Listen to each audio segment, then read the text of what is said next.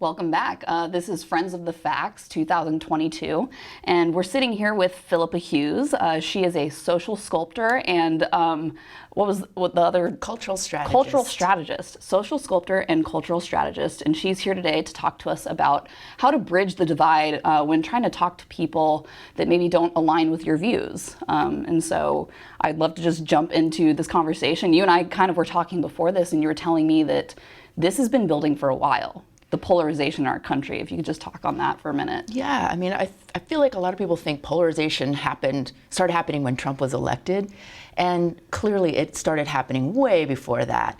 And like for many people, that election was a real turning point for me. It was a kind of a wake-up call. And then I started to realize this has been going on for decades. I mean, some people point to, the civil rights movement as the beginning of polarization when, during the Southern strategy and when Republicans were like, hey, come on over here if you want to, keep the country segregated.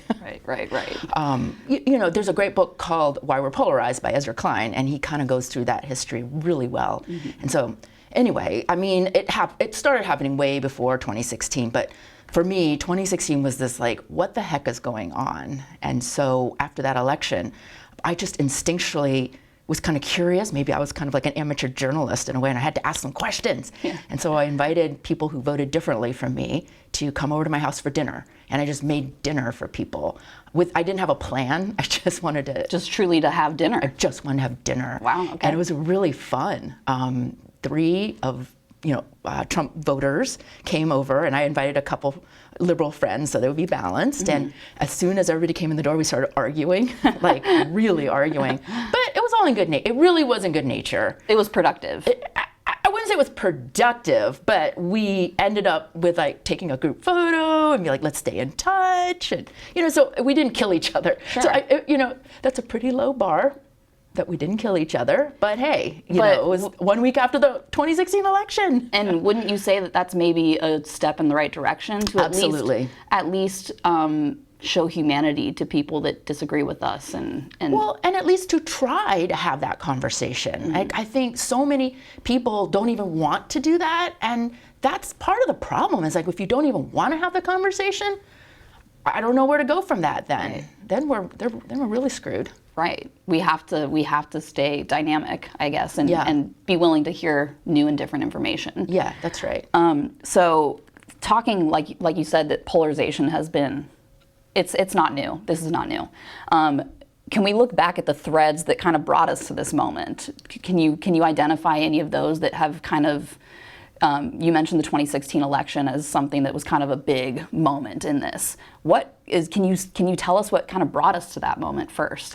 I mean, I am no expert. Mm-hmm. I am a sort of an amateur many things. But what it kind of makes me think of is I'm really inspired by Walt Whitman, our greatest American poet, who wrote, Leaves of Grass. It's like a truly American poem. And one of the things he said in the writing of that poem was he said that the United States are essentially the greatest poem.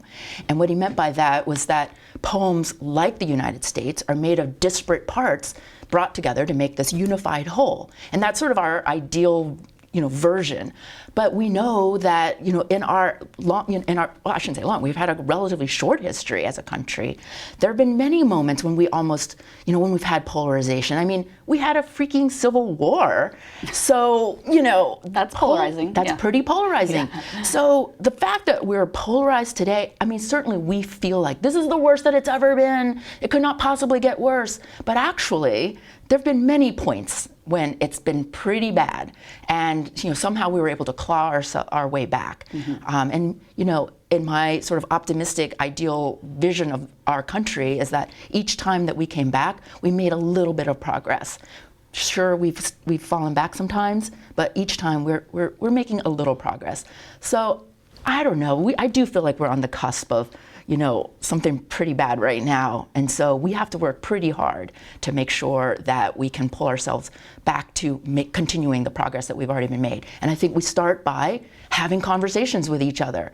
Literally, the polarization is being exacerbated by the fact that so many people I know just refuse to do that. So that's sort of my starting point. Mm-hmm. And you're clearly very optimistic about this, that you believe that in time, the arc of justice and what Yes, that will come. It'll bend toward the right direction. Yes, I do believe that. But that is not to say that I have a Pollyanna view of the world and like we're going to solve all the problems with these very sort of simplistic measures. I mean, we have a lot of work to do, and these conversations are just the beginning for me.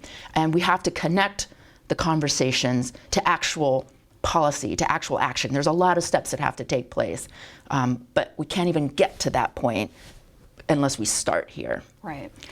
So, how, like, I guess, so when I'm trying to think of how I want to phrase this question. So when you're coming to somebody what are the steps, I guess, to prepare yourself? Yeah. To enter into a conversation with somebody? What are those? What's kind of as the person going to somebody else? What do you need to have before you approach that? So, kind of to back up a little bit, because I am not a trained facilitator or mediator or anything like that. I very much learned on the job, so to speak. I mentioned that I had just invited some people over for dinner, and that's very instinctual for me. I'm always having people over, and I love talking, and I just did that every month or two for like a couple years. But I started learning. I read everything I could get my hands on, and I'm gonna just kind of leap forward a little bit, but essentially those conversations around my dining table turned into a national project called Looking for America. And I traveled around the country as far as Anchorage, Alaska, El Paso, Texas. I went to Sioux City, Iowa, and I organized these conversations, really large ones. They took place in libraries, in museums, and they always were accompanied by an art experience. My background has been in the arts for the last 15 years. And using art as a way to draw people in, almost to kind of trick people into the conversation. Because it gets pretty hard to invite somebody, for most people, don't really want to engage in a political conversation, but that might scare them off. Yeah, that might scare you off, right. But they might come for a little conversation around art and, Sure. Oh, by the way, So using, at these events that you would host, what was that like? What was the turnout like? What were who attended? What was that like? So we tried to ensure that there was like a broad political, like across the political spectrum, because, one of the things I learned was that so much of the conversation is about, us and them. There's only two sides, but the reality is that there's a whole broad spectrum of viewpoints and perspectives, and there is no clear one side versus the other side. So I was very careful to make sure that there was like a broad spectrum represented at the table, but also making sure there was economic diversity, racial diversity, age diversity. Very important to represent all those kinds of diversities. Yeah. So one of the harder ones, though, of course, was the urban-rural divide. That's a whole other conversation. But we are self-segregating ourselves from geographically. So that one was a little harder to address. Were there any moments were there any standout moments or interactions from these different conversations and experiences? Well, I'm going to pat myself on the back here, but I think because we led people through a whole process and we created a whole framework for having these conversations, I mean, sure, there were some tense moments, but the fact is that once you create the right process, it's very possible to have these conversations. And I will say, I feel like one of my greatest victories was after our dinner in Northwest Arkansas at Crystal Bridges Museum. This woman came up to me and said, I just don't think there were any Republicans at my table. It was just a table of liberals. And I went back to look at my list because I was so careful about making sure each table was was very diverse and a good mix. And I was like, oh, no, I guarantee you there were very, very conservative people at your table. And she just wouldn't believe me, And anyway, but my point is, it's not so much everybody's just being polite and agreeing so that not to rock the boat. It's about creating a space where you can have an honest and authentic conversation where you get to express your views, and it's not that everybody sits around and nods their head and agrees with you. Then they get to express their views, and those things are in conflict. But then you get to talk about it. And that's what we should be doing. I wonder if the venues that you hold these conversations in allows people to come in at a less heightened level of emotion, because a lot of times the political conversations can turn very heated very quickly, like you kind of hinted at. And so I wonder if it gives these people permission to kind of chill out, like we're just having a conversation, we're just having dinner, we're just hanging out. Can we talk? Yeah. That seems like kind of the vibe that you go for. Very good observation, Taylor.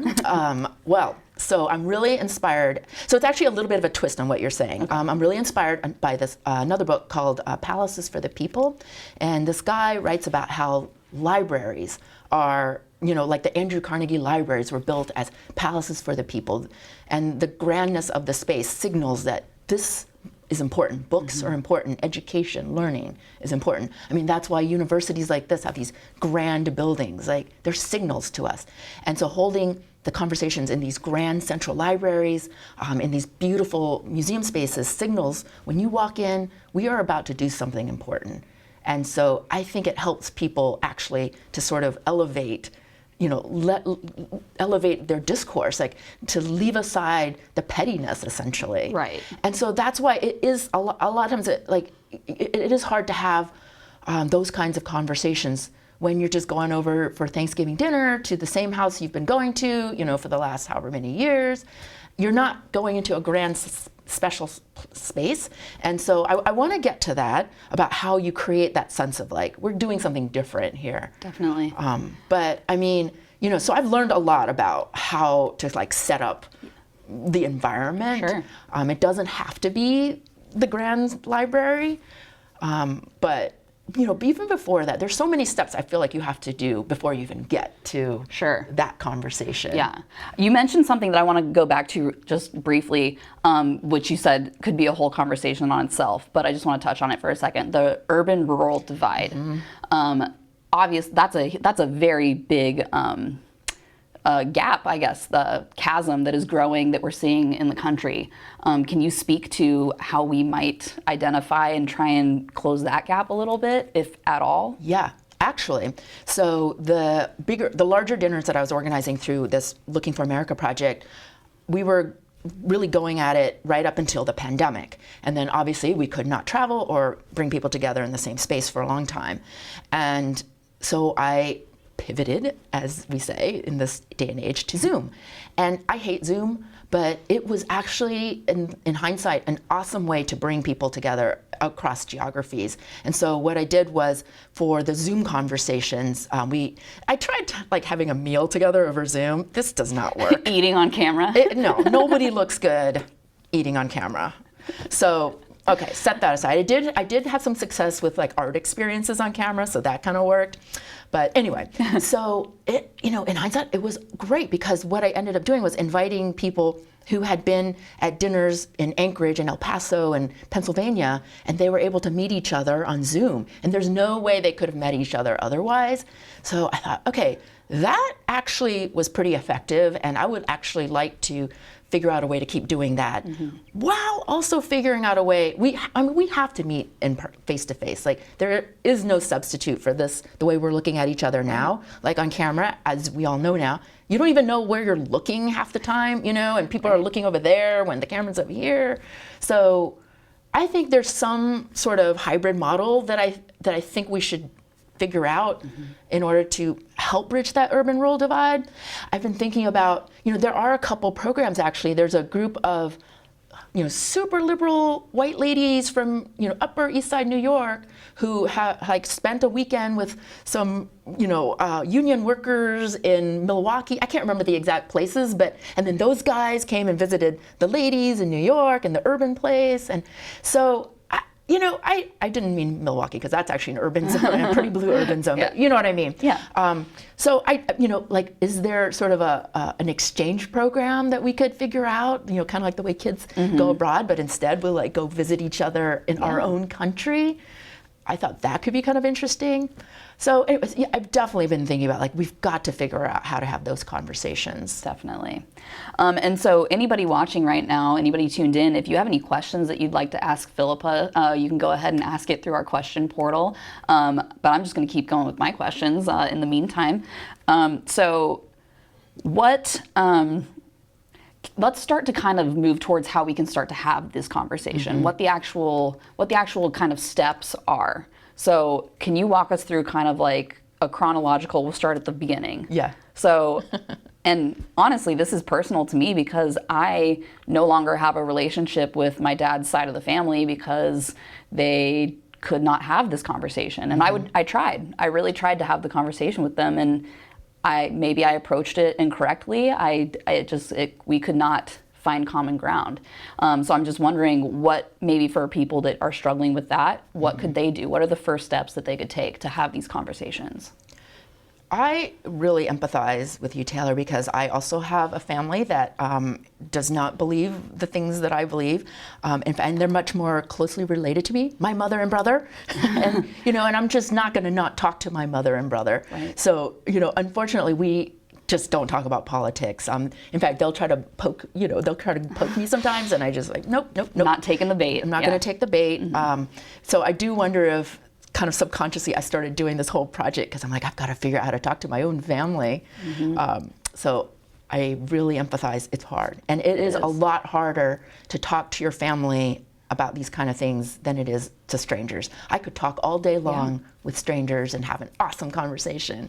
There's so much at stake when you have a close relationship with this person that you're, And there's other dynamics going on, mother, daughter, all that kind of stuff. There's a lot of other dynamics. So I do think people should give themselves some grace when it comes to having these kind of conversations with your family. Like, maybe you just shouldn't, maybe if you want to preserve those relationships, maybe you just shouldn't. But I also think, if they have beliefs that oppress you as a person, maybe you shouldn't have a relationship with them, but that's a whole other thing. Of course, that's as James Baldwin said, if you are oppressing my humanity, I don't need to talk to you. Yeah, we can disagree on pineapple on pizza, but we can't disagree on basic human rights, basically. Yeah, and as everybody knows, pineapple should not be on pizza.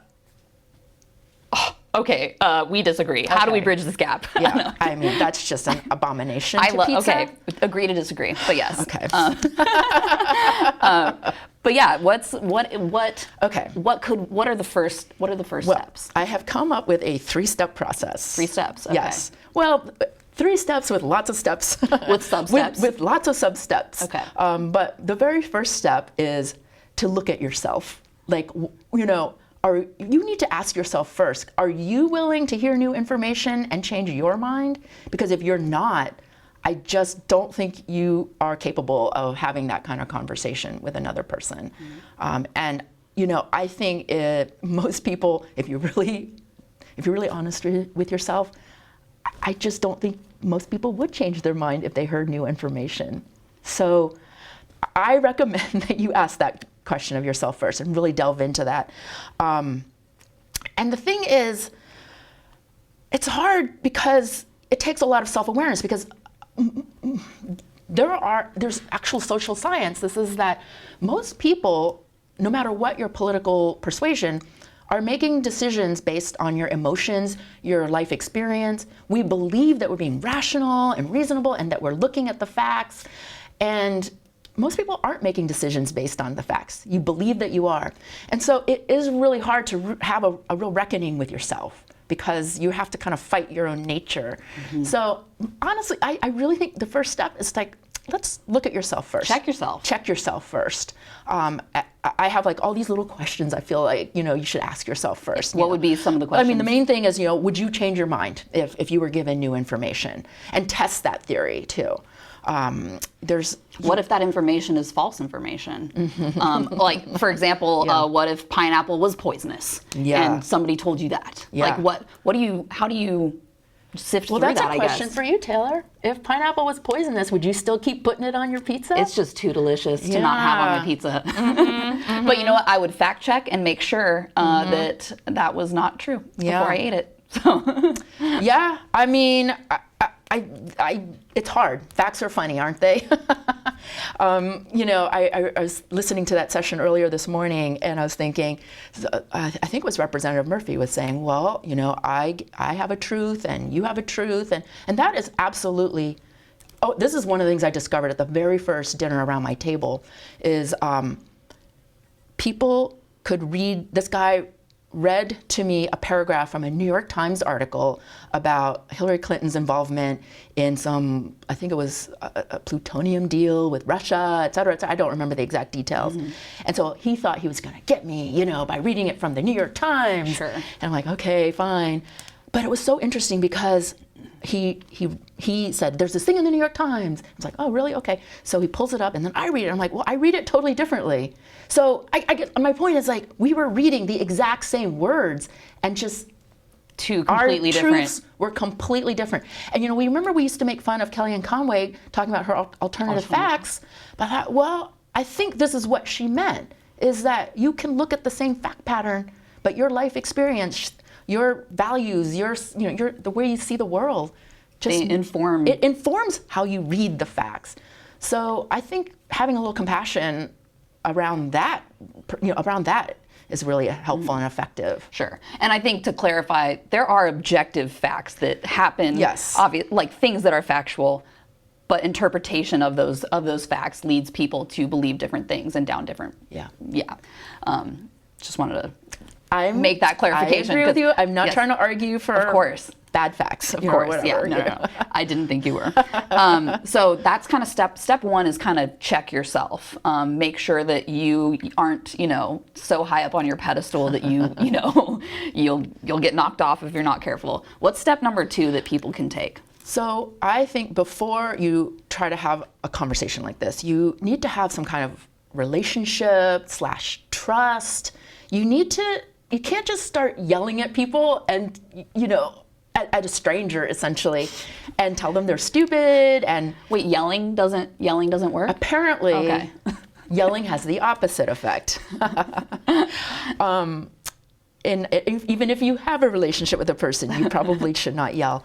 But, all the dinners that I organized essentially were among strangers. And so I mentioned earlier, it is easier to have that kind of conversation with strangers. There's no question on that. Yeah. But it is hard to go deep with strangers. And so the way I usually lead people through these conversations is to sort of accelerate the relationship building process, because it takes a long time to build a relationship. I was even reading a study recently about how long it takes to make a friend. Like 50 hours to make a person that you call an acquaintance, 100 hours to call make a friend who's a good friend, 757 hours of time spent together to make a best friend. Wow. So it takes a long time, but you can accelerate those numbers when you have meaningful experiences, when you have a shared, like when you create something together, a shared experience of creation together. So I try to involve both of those things in the experiences that I create for people to accelerate the process a little bit. So second step, you must have some kind of trusting relationship to know that you're not going to get called an idiot and you're not going to be shamed. Because, again, social science tells us that if you start, shame just pushes people further into whatever thing they already believe. Yeah.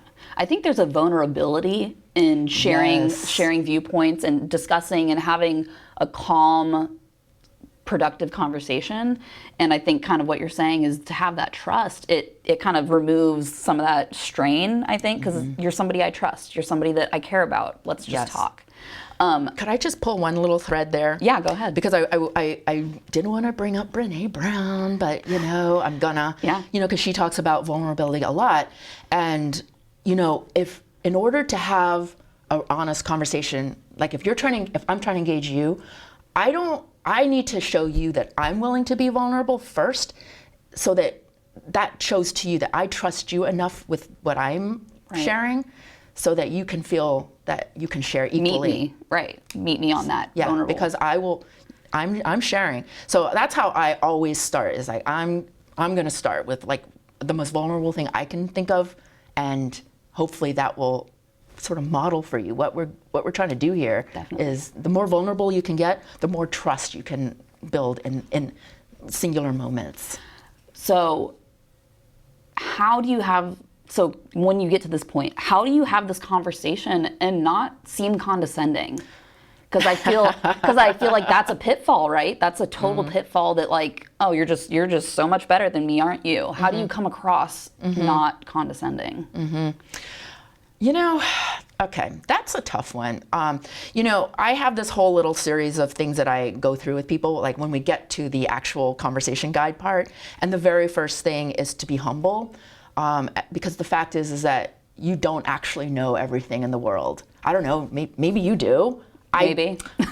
We've just met, and you seem very smart and very intelligent, but Thank you. I'm pretty sure you don't know everything in the world. I don't think I do. Yeah, and I'm certain I do not know everything in the world. And so I often start conversations with a little meditative exercise. Should we do it right now? Let's do one. Let's do it. Okay. Okay, well, let's close our eyes. Let's center ourselves, take a deep breath, repeat after me. I am the smartest person in the room. I am the smartest person in the room. I have nothing more to learn. I have nothing more to learn. I know everything there is that I need to know to make a choice, to make a decision. I know everything there is to know to make a choice, to make a decision. I mean, I can't say it without laughing. it's ridiculous. Yeah. It's ridiculous. I just don't think anybody, but we go into conversations thinking, well, I've read all these things, and so I know, so this is the thing. People, again, as I mentioned earlier, make decisions based on their emotions, but they think they're making choices around facts. So one way to sort of check yourself is to ask yourself, like, let's just take an issue and then ask yourself, like, how did I get to that? Like, how did I get to that belief about that issue? Right. Not why, but how. Like, what are the actual steps? I read this really interesting study where when you ask people, like, do you know how a toilet works? Like, and most people are, of course, say, yeah. Yeah. Flush the toilet, boom, everything goes away, Right. But if you ask people, like, how to explain, like, the actual mechanics of, like, what happens, how the water... The innards of the... How the water gets in there, how the water, like, swirls around, like, what is the physics of what's happening there? Like, nobody can explain that. So really, ask yourself, like, how did you actually get to this position? I will posit that most people, most of the time, cannot explain the how. Right. And I mean, I can attest to that. I've had conversations with people. It's like, oh, why do you think that? And they're just like, I think that. I just think that. It's like, oh, okay. Yeah. Yeah. Well, so that's kind of step 2. So let's go on to step 3. Yeah. What's step 3 in the 3-step process? So one thing that has really helped me is to read about human psychology and, like, really understand human nature and why we, like, I've been mentioning a lot of things, like why people think this thing, how they come to these decisions. I mean, one of my favorite people that I follow is Adam Grant. He's an organizational psychologist. He's a super popular professor and has written some books. And he just comes up with these little gems all the time. You should follow him on Instagram. Okay. But so, for example, I'm just going to give you a few examples, but I really encourage people to understand, like, the way the human mind works, and it makes me realize, oh, we're all just sort of like these.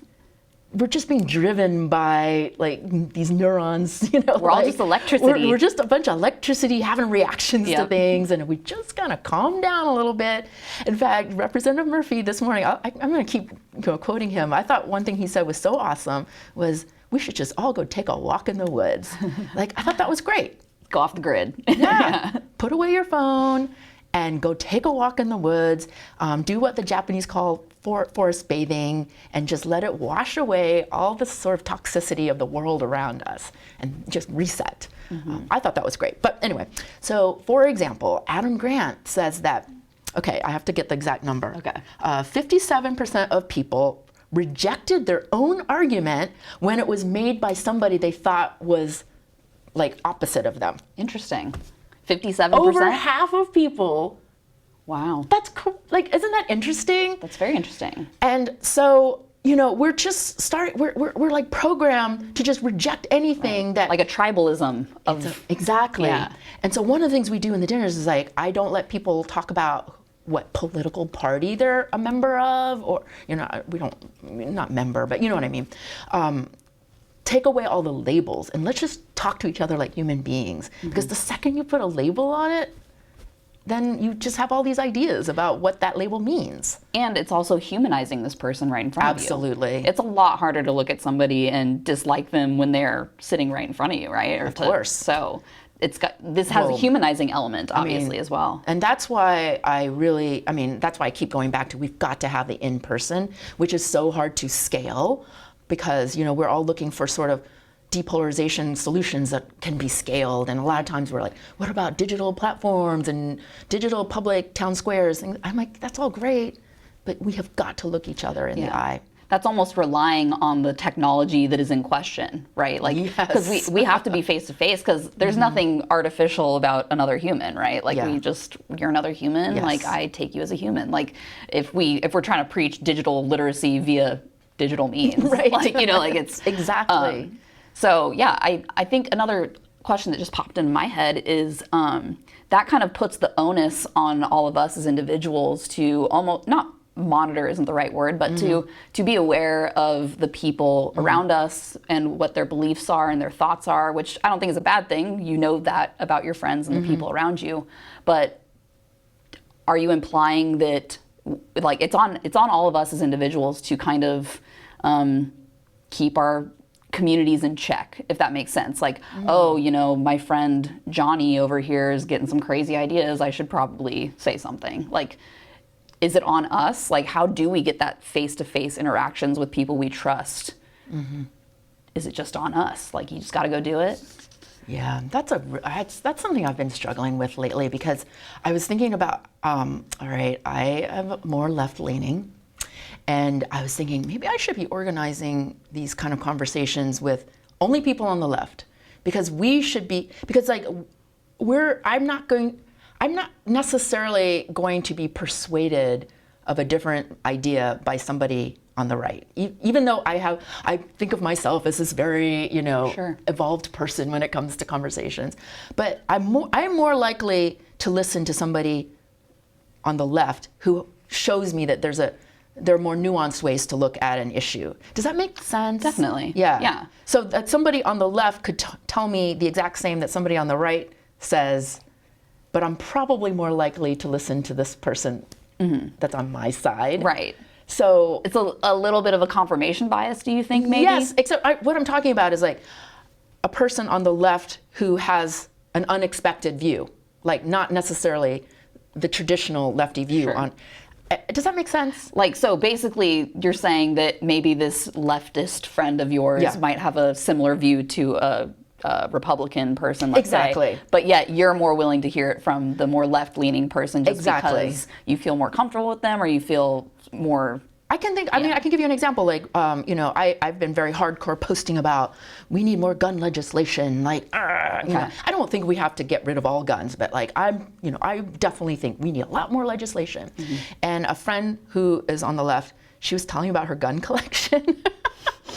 I was like, oh, okay, tell me about that. Like, what is it about the guns you like? Why do you like to go shooting? So and then we went, I've gone. And then did you go shooting with her? Shooting, and I get the power. Like, you get it now? It was fun. Like, it was fun.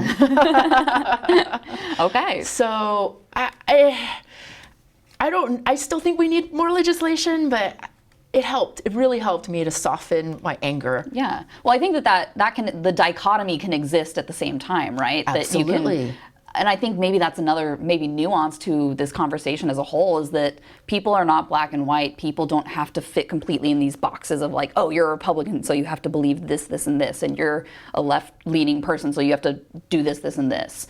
And I think that you said we don't need a label, right? Like, that can be a problem. Yeah. And so nuance, I think, is very important to have here. And having, like, complexity. Like, we are, as Walt Whitman said, I contain multitudes, we contain multitudes. Like, it's just not that simple. Definitely.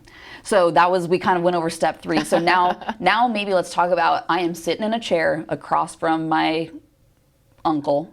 I'm about to have this conversation What do I do? Okay, before you get in that chair, back though, up before we even get in the chair. Yeah. Yeah, you Okay. gotta, like, there's some more stuff you gotta do. Okay, what else do I have to do? Okay. Because, you know,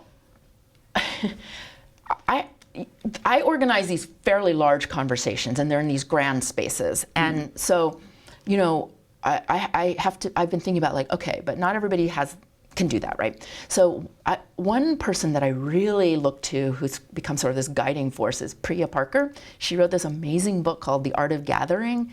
And she talks about, like, creating intentional spaces for small conversations. So I know this is gonna just sound really unsatisfying to people, but it's about creating the intention that says, when you step into this space, we are gonna do something different in this space. Sometimes I liken it to, like, when you go to the theater and you, like, walk into that theater space and it's dark and you see the curtains and whatever, like, you act different. So what are the, like, it goes back to what we were saying earlier, like, what are the signals you can create? And it can be very simple, though. It's like, you know, hey, Taylor, like, I want to talk to you about pineapples on pizza, which I am very against, but, you know, could we go to this neutral place, and maybe there's some ground rules that we could have before we have this pineapple conversation. You know, the main ground rule is I acknowledge I don't know everything. And Taylor? And I'd say, well, maybe you should try pineapple on pizza again, because maybe you've changed. Maybe your taste buds changed. Okay, you know what? I don't know if we can have this conversation. No, I'm sorry. But just, can we acknowledge that we don't know everything? Yeah, definitely. I do have a whole set of sort of ground rules. You know, so first we've got to create the space, like inviting people into the space with an intention, like being very clear about what's about to happen, essentially. And then, like, sort of setting a few ground rules. And that feels weird to do when you're, like, at Thanksgiving dinner. But what's the alternative? You know, you're just gonna all start yelling at each other, and somebody's gonna stomp out, you know, because you pulled out the pineapple can, right, and started putting the stupid pineapples on the pizza, on your Thanksgiving pizza. But, you know, I think there's just some basic rules that I think you could actually have everybody agree to even at your Thanksgiving dinner, and maybe you say, we're just gonna, let's try this. Maybe for like 30 minutes, we're just gonna try this and see what happens. So here are just a few basic rules. I would be glad to share sort of this whole little booklet that I created. Yeah, we can certainly share it on our portal. Yeah, definitely. But I'll just give you a few highlights. Okay.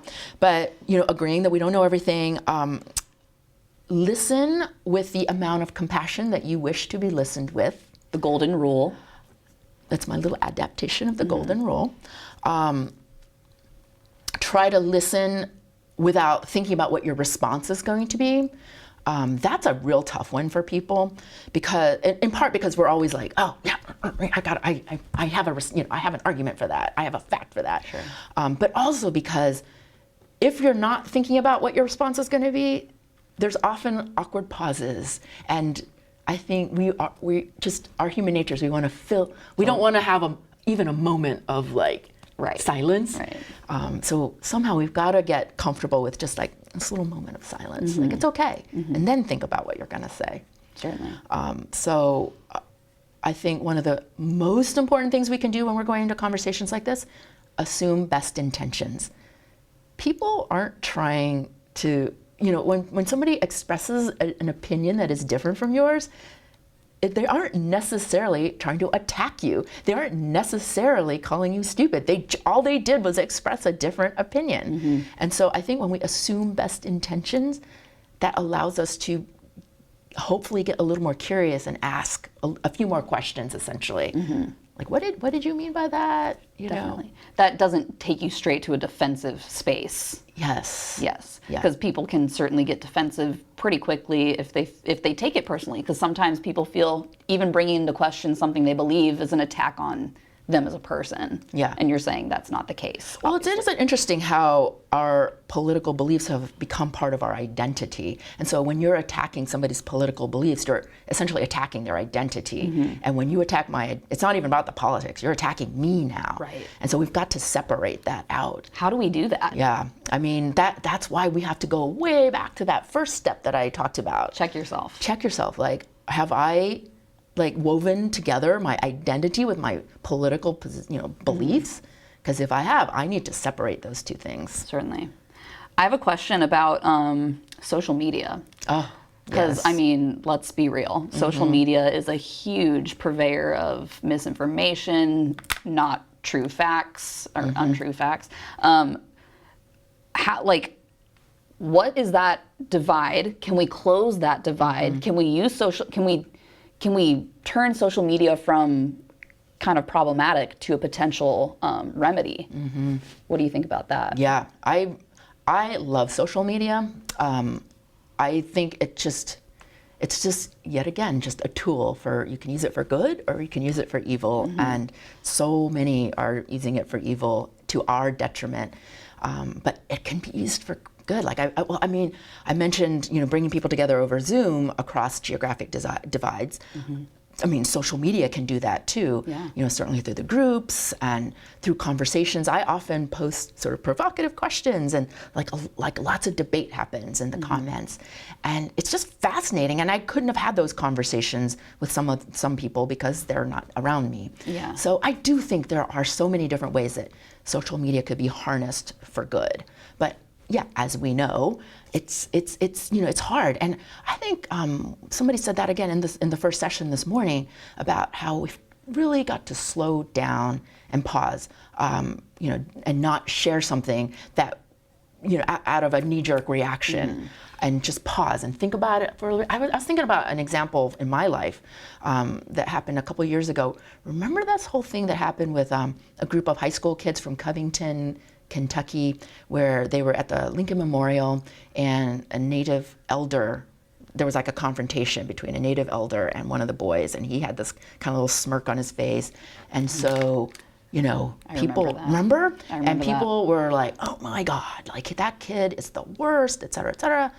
And I remember thinking, I wanted to post something. I mean, I was ready to go for it. Yeah. And, situations like that are used to further polarize us to the benefit of people out there. I sound like a conspiracy theorist, but there's power and money to be made by keeping us polarized. And so whenever stuff like that happens, I ask myself, who does it benefit to actually exacerbate this situation further? It doesn't benefit me. It doesn't benefit that kid or the elder, who anybody of the actual parties involved. Right. Who does this benefit? Right. And so I've been asking myself that a lot when I'm about to share something.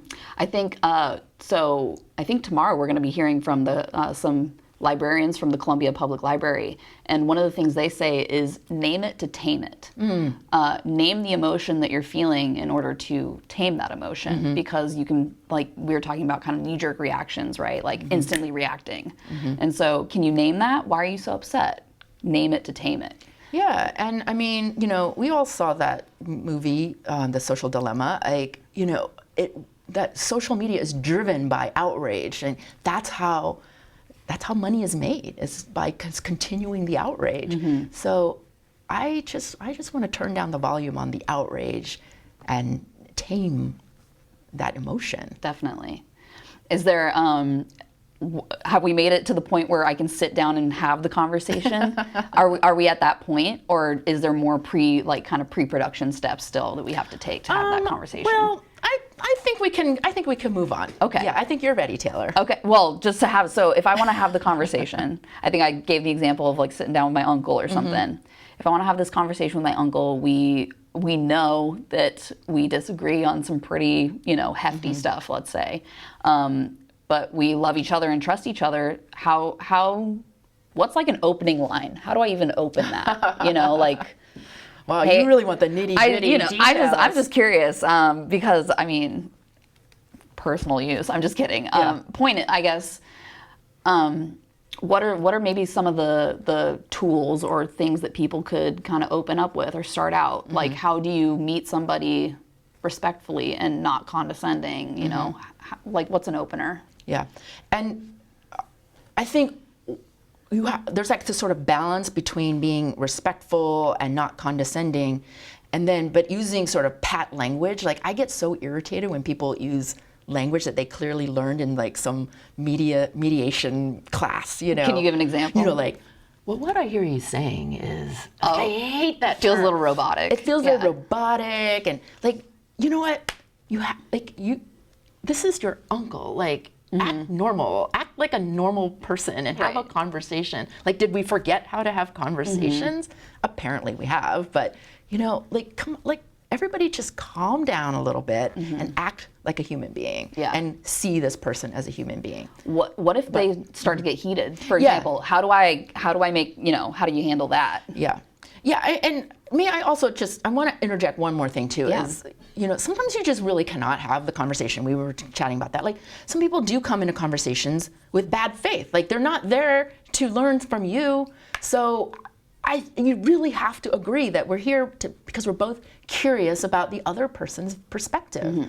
So there is a fine line there between, having a good solid debate or discussion, and also, like, I am not here to persuade you. And I think that might be a really perfect way to start a conversation. I'm not here to persuade you. Yeah. I just want to know what you think. I just want to learn. I'm just curious. Yeah. But really being solid about the persuasion piece. So that's how I would start it. Now, I will say this too. Even though I said we should go into this, well, actually, it still works, actually. Okay, I've been telling people, this is what I do. I try to act like I'm an anthropologist. Okay. Like, that way it kind of takes a little bit of the emotional part. Like, Adam Grant says act like a scientist, and I came up with this before I read about his act like a scientist. I think you should act like an anthropologist. Like, I'm just so curious about human nature and what makes humans think and how we all connect to each other. Or I've become like this sort of amateur sociologist, essentially. So, that's just for me in my brain, just to kind of remove the emotional part. Now I'm just asking some questions. Yeah. Yeah, just asking questions here. I like, I heard someone say somewhere along the way, just get curious. Whenever something comes up, if you feel a reaction to it, just ask why. Get curious. Yeah. Same thing. I think that would allow for a lot of questions too, when you open up with like, I just want to understand this, or like trying to understand, like coming from that kind of soft space to somebody allows to ask questions. And then maybe by asking those questions, you can kind of open doors in this person's mind of like, oh, I never thought of it that way. Yeah. I think that's right. And I get a little frustrated sometimes too when I'm asking a lot of questions, but the other person is not asking me any questions. So I will say, well, do you have any questions for me? And if they say no, also at the end of the day, I think by asking questions, it does get people thinking about why they think the things they think. Yeah. So even if you come to no consensus in that moment, I don't know. I just feel like all you need to do is just plant questions, plant the seeds, and this is a process that this will outlast us both. This process. We're not going to change any systems even in our lifetimes. I don't think. Change moves slowly. Change moves slowly. Yes. I think, unfortunately, I don't know if we'll see a solution to this in our lifetime, but there's a fight to fight for it. Of course. And I will say too, like, that is one of the top questions people ask me is, well, did you change anybody's mind? And I'm like, well, first of all, I'm not trying to change anybody's mind. That is absolutely a solid first rule. But also, I only started doing this kind of stuff very amateurly at first and kind of more professionalized moving on. But I only started doing this 5 years ago, or I guess 6 years ago, almost 6 years ago now, 2016. Yeah. That's nothing. That's no amount of time. And we had a pandemic in the middle of that too. So anyway, I guess I'm just making this point. Like, we've got to start thinking much longer range in terms of like how to have these kind of conversations. And I just think our world it is moving so quickly, and we want like immediate results all the time. Right. And it is hard to get people to slow down. Slow down and start kind of planting those seeds that will eventually come to fruition. Yeah. Because Can we honestly expect somebody to change their deeply held belief in a 1-hour conversation? Absolutely not. I would think that just is never going to happen. And in fact, that's the whole relationship building, part of the relationship building pieces. It does take multiple conversations over a sustained amount of time. And that's a big challenge that I'm coming up against. And anybody who's in this sort of bridge building depolarization space, I don't think, frankly, anybody's really doing it very well, because we haven't figured out how to sustain this over a long period of time, because that's when real change is going to happen. Right. We need a long-term fix, not a Band-Aid, truly. Well, is there anything else that maybe we haven't covered that you feel like we should definitely mention or cover? Yeah. I mean, because we are at a sort of news literacy convening here, I was thinking about, I do think people need, we do need to expose ourselves to different perspectives. And so I do make a point to read like news sources from across the political spectrum. But that's hard. Like, that takes a lot of time. Most people just don't have that much time. So I do have a couple suggestions. I mean, I get this email called The Flip Side, and each email is like one issue with like a few summaries of opinions on both sides of the issue. Mm-hmm. So that's really good. There's a website called All Sides that like gives you all the news sources from across the political spectrum. I just think that these are a couple easy ways that you can start at least getting little snippets across the spectrum, because we need to start with ourselves first before we can go out into the world and start having these conversations. So I'm curious, on a personal note, what has motivated you to do this, and what's next? What does your trajectory look like in this work? I mean, it is personal for me too. I mentioned that my own family has different views from my own, and so I do think there's a little bit of like that kind of personal bit. I do think in some ways I'm like the perfect person for this work. I am inherently a person of, I'm a mixed race person. Like I grew up in the South. I grew up in a very working class neighborhood. I went to law school. Like, I think that, I'm very aware of the multitudes that are within me. And so I think I inherently hold the ability to see all these different perspectives. And so I want to share that with people, to help people see like, what are all the multitudes in you that could help you see the world in a much more expansive way. It's about creating, for me, sort of this flourishing society. Like, how can we create a flourishing society in which all of us can achieve like this multitudinous self that is our highest and best selves? And so that's sort of my optimistic, sort of idealized vision, is like creating this sort of flourishing society. That would be beautiful. I would love to see that, certainly. Who wouldn't? Who wouldn't? All right. Well, that's all I've got for us here. I do want to mention that tomorrow we will be back at 1 o'clock Central Time, and we will have the session with the local librarians from the Columbia Public Library talking to us, promoting news literacy in a public library. So please join us then, and we'll see you tomorrow. Thanks for joining us.